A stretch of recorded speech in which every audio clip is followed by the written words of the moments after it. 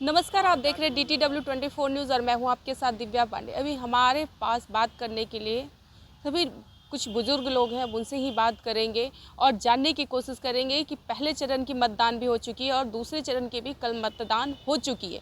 आखिरकार 2 मतदान तो पूरा हो गया है, अभी 5 मतदान होने को बाकी है। आखिर 2 मतदान हुए हैं तो इसमें सबसे बड़ा पार्टी अभी तक कौन बना है, इनसे ही जानने की कोशिश करते हैं। क्या कहिएगा सर? दो मतदान खत्म हो चुका है। हम पहले चरण की मतदान हो चुकी है और दूसरे चरण की भी मतदान हो चुकी है। मजबूती आखिर किसकी है?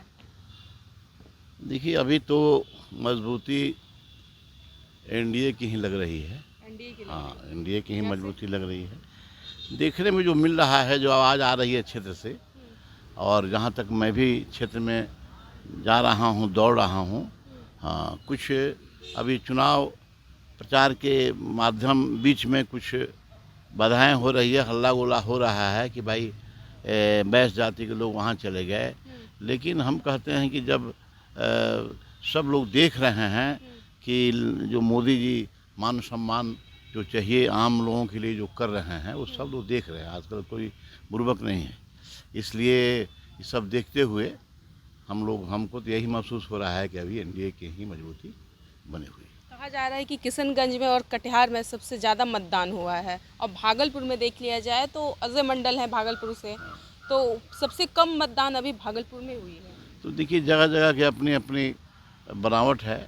जहाँ पर पब्लिक जिनके पक्ष में है वहाँ अधिक वोट हो रहा है, जो पक्ष में नहीं है वहाँ कम वोट हो रहा है। इस सब सिस्टम से चल रहा है वोटिंग की प्रक्रिया। और अब विशेष तो सब चुनाव के बाद ही राहुल गांधी ने जिस तरीके से कहा कि 2019 में भी किशनगंज से एनडीए गठबंधन को वोट नहीं मिली थी, वहां से लोगों को हार मिली थी, तो क्या लगता है 2024 में भी वही सीन रहेगा क्या? जिस तरह से कह रहे हैं कि मुस्लिमों की और अल्पसंख्यक की आबादी यहाँ पे ज़्यादा है, 68% और 32% बस हिंदू परिवार से लोग। देखिए, अब तो हिंदू मुस्लिम की बात कहा जाए। अभी तो मुस्लिम समुदाय भी एनडीए को वोट करने लगे हैं।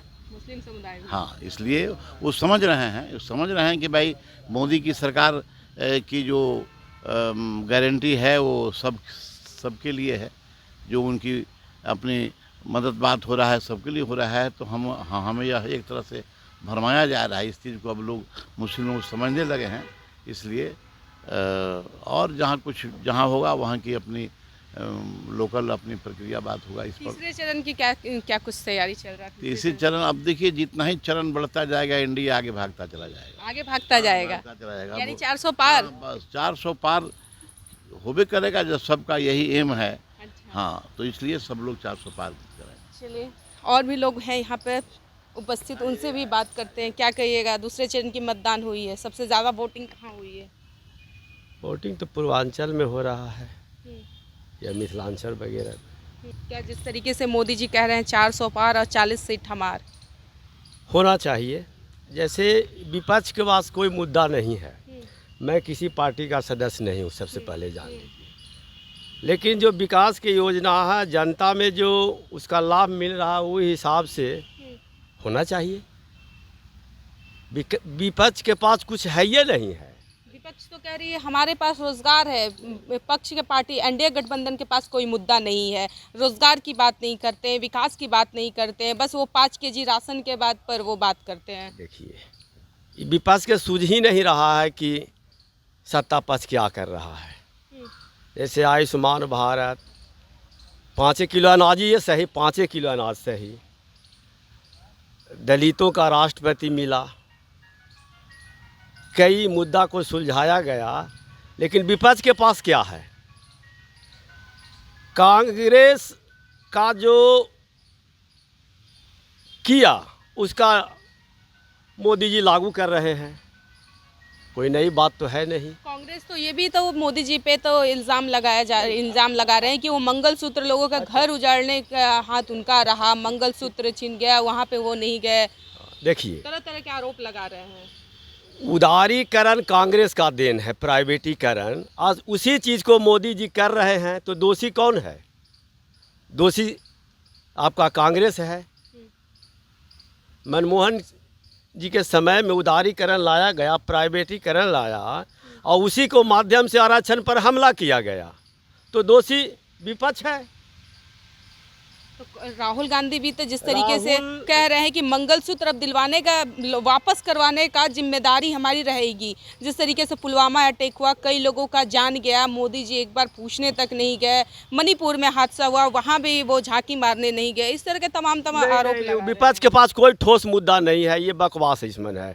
मंगलसूत्र, फलना सूत्र, मणिपुर वगैरह ये बिहार आंतरिक में है। मुद्दा का हाँ, हट गया है हाँ, क्या? मुद्दा है नहीं, मुद्दा कोई मुद्दे नहीं है विपक्ष के पास, कोई मुद्दा नहीं है मेरे समझ से। क्या कहिएगा सर, आपकी क्या राय प्रतिक्रिया है इस विषय पे? दूसरी चरण की मतदान हो गई है, किसकी जीत है? 400 की पार, 40 सीट बिहार किसकी आ रही है? मतदान तो लोगों के, जनता के बीच में ही है। अब रह गई बात अपने अपने विचार के लोग सबके बीच में रख रहे हैं। विपक्ष को सत्ता पक्ष मौका दे नहीं रही है। विपक्ष प्रयास कर रहे हैं कि मैं भी आऊं कंपटीशन में। अब जनता जिसको चाहे उसको वोट करे। इसमें हम आप एक प्रतिनिधि तो नहीं बन सकते, जनता बन सकते हैं। जनता की इच्छा है, जिसको इच्छा है कि वो अच्छा काम कर रहा है तो वोट देंगे, नहीं कर रहा है तो हटाएंगे। जिस तरीके से मोदी जी पे आरोप लगा रहे हैं कि जिस तरह बिहार की धरती पे आ रहे हैं, तो 10 सवाल उनसे पूछे हैं तेजस्वी यादव ने, 10 में से कोई जवाब नहीं दिया कि आखिर वो रोज़गार की बात क्यों नहीं करें, नौकरी देने की बात करें। नौजवान पूछ रहे हैं मोदी जी से कि रोज़गार की बात वो क्यों नहीं कर रहे हैं। ये तेजस्वी जी अभी नया नेता है, उनका जो अपना मैनिफेस्टो है वो रख रहे हैं। और हमारे प्रधानमंत्री, उनका एक मैं गुजारिश करूंगा कि पंचायत चुनाव की तरह हर एमपी चुनाव में नहीं जाए। ये आग्रह मेरा उनसे होगा, क्योंकि जितना वो लोगों के बीच में इतने सारे इन्वेस्ट जो करते हैं प्रोग्राम में, वो जनता के बीच में अगर खर्च कर दिए होते तो इतना उन्हें दौड़ने की ज़रूरत नहीं पड़ती। आप क्या कहिएगा सर, दूसरे चरण की मतदान, पहले चरण की मतदान हो चुकी है?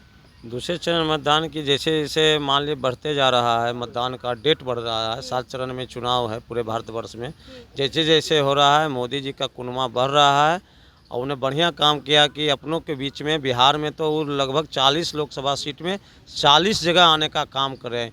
ये और गर्व की बात है कि हमारे प्रधानमंत्री जो भारत के हैं वो प्रत्येक लोकसभा में प्रत्येक जनता से रूबरू हो रहे हैं और उसका मियाज जान रहे हैं। इससे बड़ी खुशी क्या हो सकता है। तेजस्वी यादव ने कल ट्वीट किया है, सोशल मीडिया पे डाला है कि अब पहले चरण की मतदान भी हो चुकी थी, कि जिस तरह से मोदी जी हर जगह मंच पर से बोल रहे थे, कल उनकी चुप्पी ही हो गई कि जिस तरह से मतदान ज़्यादा महागठबंधन में पड़ी है। तेजस्वी यादव या महागठबंधन के पास कोई प्रोजेक्टेड प्रधानमंत्री का चेहरा ही नहीं है, तो हम उन पर क्यों जाएं? उनका चर्चा ही छोड़ दीजिए, समझिए ना, क्योंकि उनका प्रोजेक्टेड प्रधानमंत्री का कोई चेहरा ही नहीं है। इधर एनडीए का तो चेहरा है नहीं कि मोदी जी प्रधानमंत्री बनेंगे, सारा चीज़ से मने क्लियर है प्रधानमंत्री बनेंगे।